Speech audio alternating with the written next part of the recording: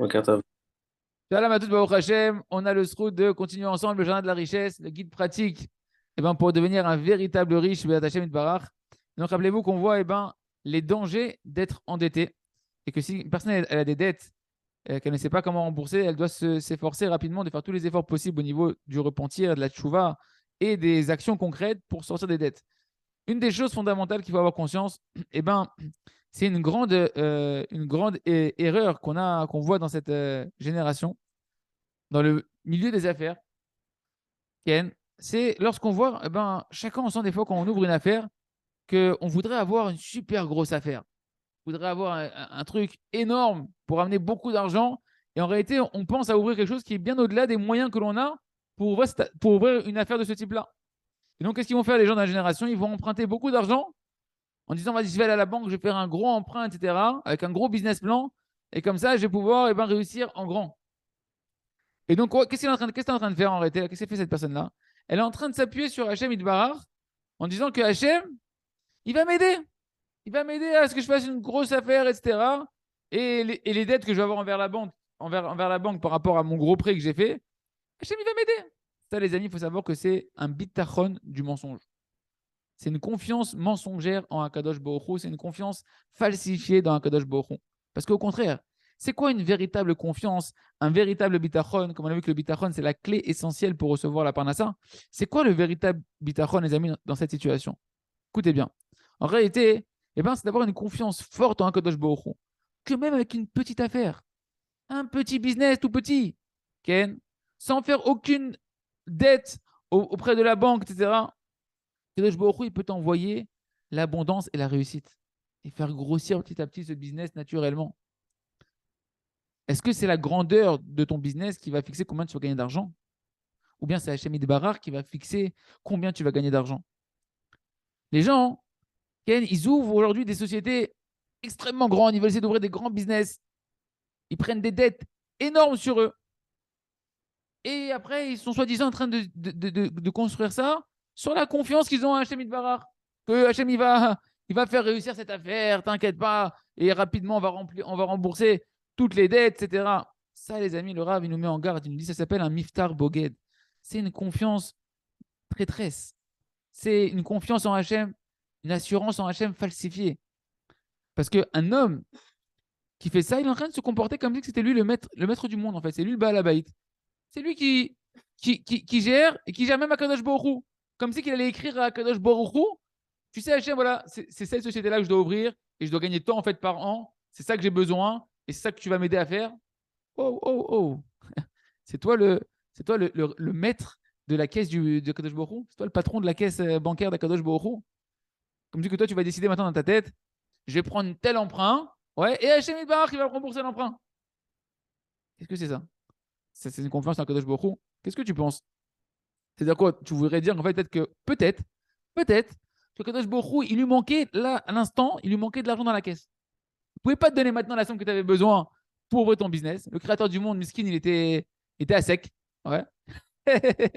Et donc, toi, tu fais une tova, tu fais une BA à Kadosh Baruch Hu. Tu sais quoi, tu n'as pas pour l'instant pour m'envoyer pour ouvrir mon business. Bon, je vais emprunter à la banque. Le temps que tes caisses se remplissent, papa. Quand tu t'es refait, tu m'envoies, d'accord? Voilà à quoi ça ressemble, mes amis.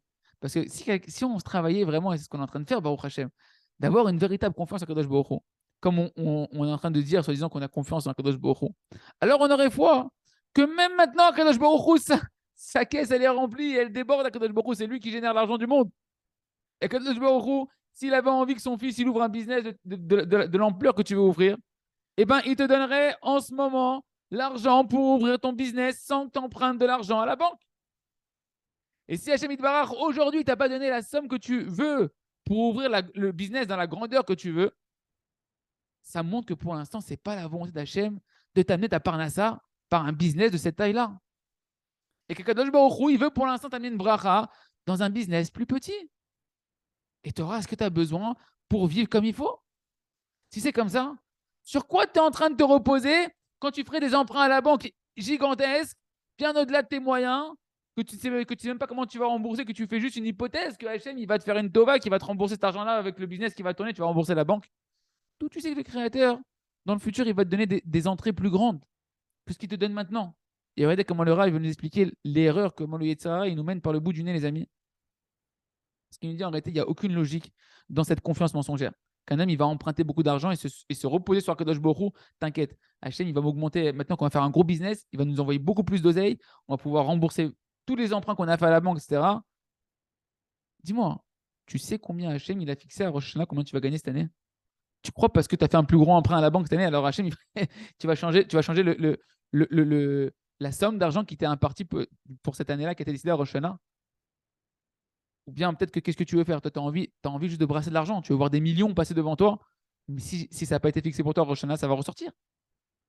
Et au final, tu risques de te retrouver avec encore plus de dettes et plus de pertes parce que tu as gagné la même somme que tu devais gagner, sauf que tu as des dettes à la banque qui sont beaucoup plus grandes.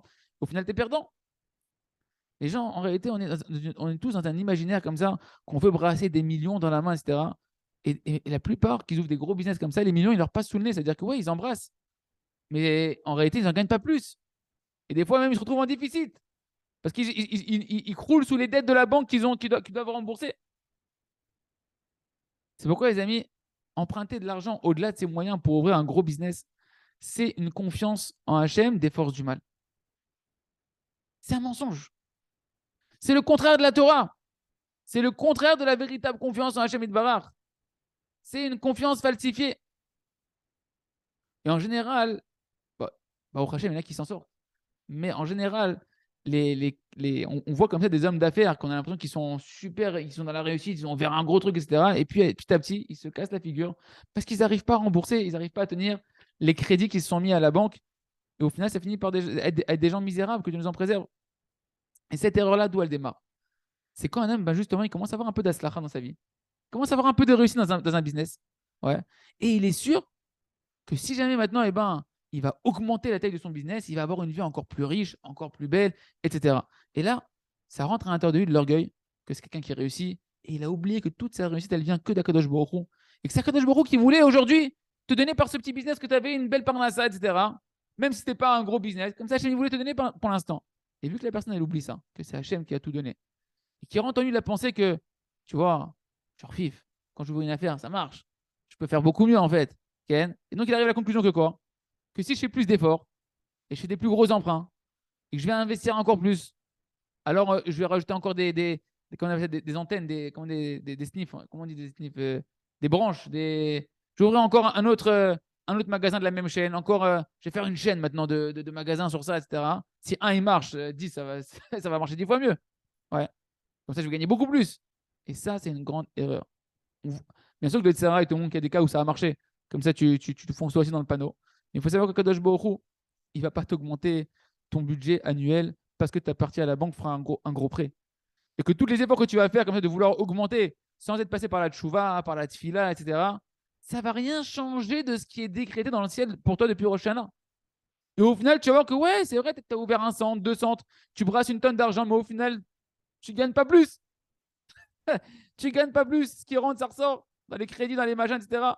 Et des fois, et ce qui se passe malheureusement, c'est que des fois, la personne elle se retrouve à gagner encore moins parce qu'elle est tellement sous des prêts à rembourser énormes qu'elle n'arrive pas à se sortir. Et ça cause sa perte. Donc voilà, on conclut sur ça aujourd'hui, les amis. Chacun doit faire son cheshbon nefesh, faire son calcul, réfléchir bien, fais ton business plan, mais bien avec le regard de la Emouna et du bitachon en Hachem. Est-ce que pour l'imaginaire de vouloir brasser des millions, ça vaut le coup qu'un homme il perde la réussite, qui avait commencé à briller dans sa parnassa, dans une petite parnassa, et de devenir quelqu'un qui va crouler sous les dettes, que Dieu nous en préserve? Bien évidemment que non. Donc que chacun, il soit heureux de la bracha qu'Hachem lui donne, et que si on veut augmenter notre, qu'on appelle ça, notre tactive, notre train de vie, et notre train de vie, c'est la tchouva, c'est la tfila qui permet de nous le faire, et non pas les prêts à la banque. Chazak ve nitrazek.